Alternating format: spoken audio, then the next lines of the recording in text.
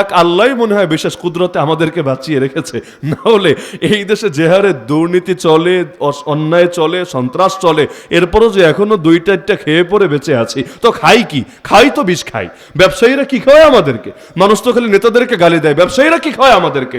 এমনকি এক ব্যবসায়ী এক খাবারে বিষ মিশায়, ও আবার আরেক খাবার কিনতে গিয়ে সেখানে ঠিকই বিষ খায়। এমনকি বিষ তো এমন ভাবে ঢুকেছে, বিষের মধ্যেও বিষ ঢুকেছে, মানে বিষ খায়ও মানুষ মরে না। মাঝখানে একটা শুনলাম এক লোক বিষ খেয়েছে মরার জন্য, ওর আর ভাল লাগে না, দুনিয়ায় মরে যাবে। তো বিষ খাওয়ার পর অপেক্ষায়, কিরা আজরাইল আসে না কেন? 2 মিনিট গেল এখনো আসে না, 5 মিনিট গেল এখনো আসে না। মানে আজরাইলের তো নাম্বারও নাই যে কল বা মিস কল দিয়ে তাড়াতাড়ি আসতে বলবে। আসে না তো আসেই না, সে পেরেশান। লাস্টে মেডিকেল গিয়েছে, চেক টেক করেছে, এখন টেস্ট মেস করে দেখে, হায় রে, সে যেটাকে বিষ ভেবে খেয়েছে, কিনেছে বিষ হিসাবে ঠিক আছে, কিন্তু এটা 2 নাম্বার বিষ, এটাতে কাজ হবে না। ওই বিষ খায়ও মানুষ মরতে পারছে না, মানে ভেজাল ঢুকতে ঢুকতে ওই বিষের মধ্যে পর্যন্ত ভেজাল ঢুকেছে, এটা দিয়ে পর্যন্ত মানুষ মারতে পারবে না। আল্লাহ হেফাজত করুক আমাদেরকে।